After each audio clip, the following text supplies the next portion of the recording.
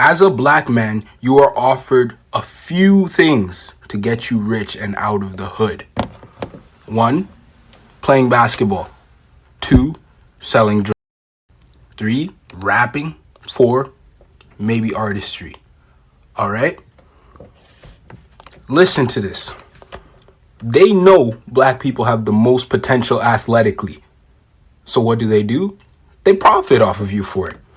They advertise these NBA players making millions and millions and millions of dollars.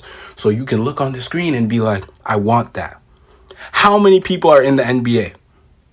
What, 500, 400? Now, how many people are black and playing basketball, making these white coaches, these white management, these white principals money? It's ridiculous. All right? And these rapping guys, what the fuck are they rapping about, first of all? They're rapping about cars, monies. What are you doing at that point? You're not benefiting whatsoever. Right? 3, selling. First of all, when you sell, it's not the that are the problem. It's the fact that you get the money and then you spend it on what? Oh, I'm going to buy some new designer. I'm going to buy a new car. What are you doing?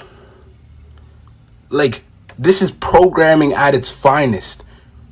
They know you guys have the most potential. Who rules the entertainment industry? Black people. Who makes those same drip you're wearing? Black people. And then where does the money go? Back to the white man's pockets. It's foolish. What you need to start doing is, if you are going to sell those, get all your boys together. Stop fighting each other like coons. Bring each other together and finance. Buy assets. Buy new businesses. Buy clean businesses. Get the people in your hood a job. When you're rapping, rap about real, right? Make your own leagues. You're athletically gifted. Make your own television, right? All these people have enough money to do so, but they don't do it. It's programming, all right? Get that out of your head. You have freedom now, but you're not using it, all right? It pissed me off, on God.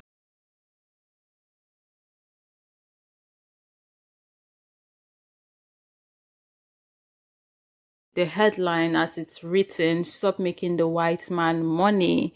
And we've heard what he said in his video, and we're going to be dwelling on that here a little bit. So he's obviously a young man, and there are some things he said and or worded in ways that we may not necessarily agree with, but I want to employ us not to focus on those poor choice of words or those things he said that we do not agree with, but to rather focus on the topic at hand, which is, where is our naira going to? Where is our dollars going to? Where is our pounds going to? Who are we giving our money to? So now that we've gotten that out of the way and we're not going to lose focus, let's jump right into today's video. Let's have this conversation, okay? A little bit of a story here. You guys know the kind of content that I make and how I do not exactly hold back when it comes to me sharing my thoughts and opinions, especially when it has to do with the kitchen ants, if you know what I mean. I'm what some people would consider harsh. So I used to think that because of the kind of content that I make, I would not have brands reaching out to me for me to promote their brands. And it would shock you to know the amount of white companies that reach out to me on a daily basis wanting me to promote their brand on my platform that literally is on their ass every single day, right? And this proves to me something, that these people necessarily do not care about us, our thoughts and opinions, as long as we are giving them money. And it has been a real eye-opener for me. And aside from the fact that I have dedicated my platform and myself and whatever it is that I can promote in this lifetime to promoting my people, I made that decision before I came to this realization. For those of you who have been here way longer, you would attest to the fact that there was a time that I promoted this one brand that you guys even congratulated me on for getting my first promotion here on YouTube, right? If I'm being honest, at the time, I didn't know if that brand was white owned or black owned or Asian owned. And if I'm going to be honest, I didn't even care to ask. I wasn't even thinking about who owned the brand at the time. But as I grow as an individual and I continue to read and open my eyes to the reality of life for us as a people, as I look at these harsh realities and ponder on them and think about the things that I should be doing and the decisions that I should be making, emphasis on I, because I do not want anybody to think that I'm trying to push anything on them. You are free to make your own decisions, and I have made my own decisions thinking about what is best for me and my people. Hence why months ago, I decided that I wasn't going to be promoting non-black businesses on my channel. That's not something I'm going to be doing. And that was why I decided to start promoting businesses from black people. And I started the Help a Small Business program here on the channel. So at the time, even though I had decided that I wasn't going to be promoting white-owned brand, I wasn't even expecting brands at all because I thought maybe I was going to be too controversial for brands. But having white brand or white-owned brands reaching out to me, given the kind of content that I make, still wanting me to promote their brands on my channel, that really said a lot. And I do not know if you guys are seeing the a lot that I was seeing. You know, it's like we don't really care about what we are talking about or doing. All we care about is the money that you can get to people on your channel to bring us, kind of situation that's going on.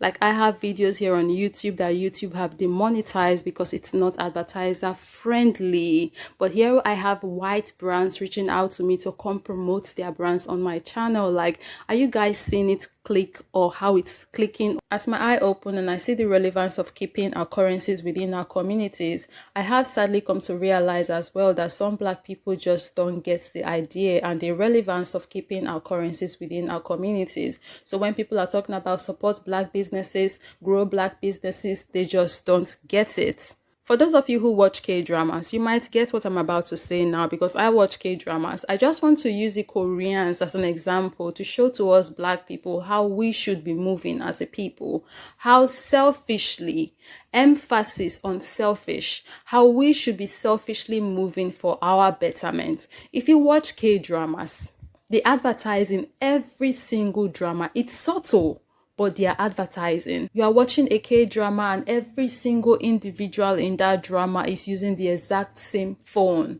which is going to be the newest, the latest Samsung phone that Samsung just created. You are watching a K-drama and they are zooming in into this new coffee, instant coffee. You are watching a K-drama and they are zooming in into candy. You are watching a K-drama and they are zooming in into bags. I mean, they do it subtly. You won't be able to tell that that's what they are doing, but that's what they are doing. If you get it, you get it. If you don't get it, forget about it, kind of situation. But the thing is, you definitely get it. You would not know that you are getting it, but you get it. Like the subconscious feeding into the mind. And then you have every single Korean in Korea looking to go get that bag, looking to go get that phone, looking to go get this, whatever it is that was subconsciously put into the minds of the Koreans. You see how they hype their own products. You don't watch a Korean movie and everybody is using an iPhone. Basically, a 101 supports a Korean owned, like they are not messing with you. So they are going to continually keep their currency within their community and they are going to see it to use to grow themselves, while we are constantly giving ours out. We're constantly giving ours out. So when you finish giving everything out, you are left with nothing. What do you grow with? What do you grow with? And that is the mindset we need to move with. I said in my previous video that we need to be strategic about our moves, and this is one of the strategic moves that we need to incorporate into our moves that is going to help us. Like, this is it. I mean, there's others we need to incorporate, but this is just an example, okay, of how strategically we need to be moving for our good. The power we have as a people, we haven't realized it yet. Last year, November, just 2 months ago, Davido, Nigerian artist, was able to raise 200 million naira in less than 2 days. In less than 48 hours, Nigerian artist Davido was able to raise 200 million naira in less than 2 days. Where did he get his money from? The general public, his fans. On his birthday, he requested that his fans should show him love because he was going to get a Rolls Royce, if I'm not mistaken. And then he was able to raise 200 million naira. After raising this money, he went on to add an additional 50 million naira, making it a sum total of 250 million naira, and he donated it to orphanages. He went on to reveal that that was exactly what he wanted to do for his birthday. He wanted to give back to the needy. He wanted to give to the orphanage. And then the thing with asking his fans to give him money was just a joke that he didn't think was going to go the way it did. But there is a lesson to be learned from that. Like, we imagine the money we can raise, imagine what we can build, imagine if we come together, like having one mind, the marvel we can do. No, that really showed me a lot, guys. Like, seeing that play, the way it played and the way the money came. The most insane part for me was when I sat down and I thought about the situation. Then I asked myself, if Davido had come out and told his fans that he wanted money to give to orphanage, would they have done that? Would they have given as much as they did for like a better cause than a Rolls Royce that Davido deceived them that he was going to get with the money?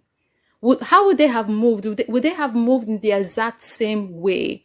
And I'm beginning to question our priorities, really. Where do our priorities lie?